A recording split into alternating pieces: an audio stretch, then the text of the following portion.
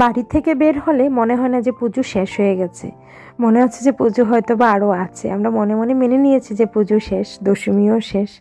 কিভাবে যে পুজো 4টা দিন কেটে যায় দেখতে দেখতে যেমন শেষ হয়ে যায়। তো পুজো যে আসছে সেটাই যেন বিশেষ আনন্দ।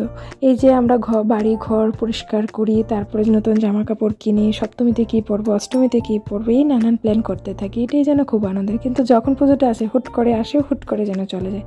তো মনে একটা কষ্ট থেকেই যায়, এই যে আবার 1 বছরের অপেক্ষায়। তো এটাই নিয়ম, কিছু করার নেই। নমস্কার, কেমন আছো সবাই? আমি শিল্পী। আমার আরেকটা নতুন ব্লগে তোমাদের সবাইকে স্বাগত। পুজো কাটিয়ে নিশ্চয়ই তোমরা সবাই খুব ভালো আছো। তো আজকে না একটা স্পেশাল ডেটা হচ্ছে আমার মা আর বাবুর, মানে আমার শাশুড়ি মা এবং শ্বশুরমশাইয়ের আজকে 40তম বিবাহবার্ষিকী। ও দিনটা ছিল 3 অক্টোবর। তো আমরা সবাই মিলে প্ল্যান করেছিলাম যে সেই দিন আমরা সবাই মিলে একটু গেট টুগেদার হবে, একটু ঘোরাফেরা করে বাইরে কোথাও রাতের ডিনারটা করে আসবো। তো যেহেতু দশমীর পরের দিন ছিল, একদিকে ভালোই হলো, কয়েকটা পুজোও দেখা। প্রথমেই আমরা চলে গিয়েছিলাম উষাবাজার। তো উষাবাজারে পুজোটা দেখা হলো। তো আমি আর ও গাড়িতে ছিলাম, বাকিরা ভিতরে ঢুকেছে। তো তারপর আমরা চলে এসেছিলাম সোজা পোলো টাওয়ারে। তো আজকে পোলো টাওয়ারে খুব ভিড় ছিল, যেহেতু দশমীর পরের দিন। তো আমাদের 6 জনের সিটটা পাওয়া যাচ্ছিল না। তো বলছিল যে কিছুক্ষণ ওয়েট করার জন্য। তো আমরা কিছুক্ষণ ওয়েট করছিলাম। তো ততক্ষণে আমরা কিছু ছবি ভিডিও তুলে নিলাম যতটুকু টাইম ছিল। আজকে আমার একটা লেটেস্ট নিউজ কি জানো? উপরের ফ্যান্সি, নিচে চপ্পল। পোলো টাওয়ারে এসছি চপ্পল পরে, ভাবা যায়।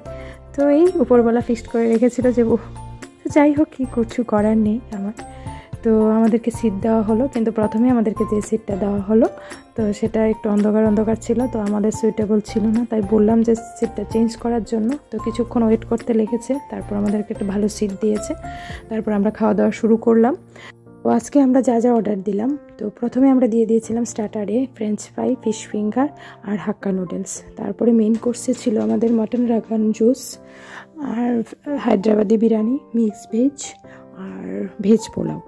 তো আমাদের বুঝে শুনে অর্ডারগুলি দিতে হয়েছিল, কারণ মা বাবা এগুলি খেয়ে অভ্যস্ত না।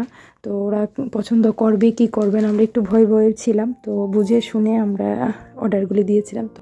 তো খাবারগুলি সত্যি খুবই টেস্টি ছিল। আমরা যে ভয়টা পেয়েছিলাম, তো ভয়টা কাটিয়ে ফেলেছি। মা বাবা, আমরা ভেবেছিলাম খেতে পারবে কি পারবে না, খেতে পেরেছে। তো যাই হোক, আমরা এখন খাওয়া দাওয়া শেষ করে আমরা এখন বেরিয়ে পড়ছি।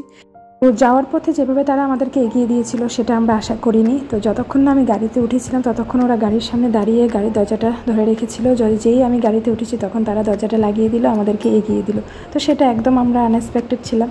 তো সেটা আশা রাখিনি। যে যাই হোক, খুব ভালো লাগলো সেই ব্যাপারটা ওদের। তো আমরা এখানে অনেকটা টাইম কাটিয়েছি। প্রায় সন্ধ্যা 8:30টার দিকে ঢুকেছিলাম, বেরিয়েছি প্রায় 11:30। তো সব মিলিয়ে খুব ভালোই বেশ কেটেছে। তো এখান থেকে বেরিয়ে ভেবেছিলাম কোনো একটা পুজোর প্যান্ডেলে ঢুকবো সবাই মিলে।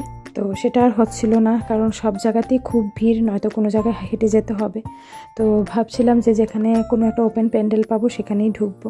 তো সেখানেই পেয়েছি, এটা আমাদের বাড়ির পাশেই কল্যাণ সমিতি। তো সেখানেই সবাই মিলে ঢুকেছি, একটা ছবি তুলেছি, মাকে দর্শন করেছি, তারপর বাড়িতে চলে আসলাম।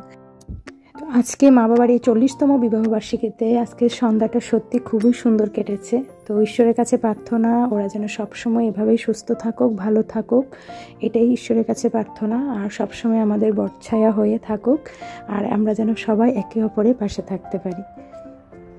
তো আজকে তাহলে ভিডিওটা এখানেই শেষ করছি। ভিডিওটা তোমাদের কেমন লাগলো অবশ্যই কমেন্ট করে জানিও। ভালো লাগলে অবশ্যই একটা লাইক কমেন্ট করো।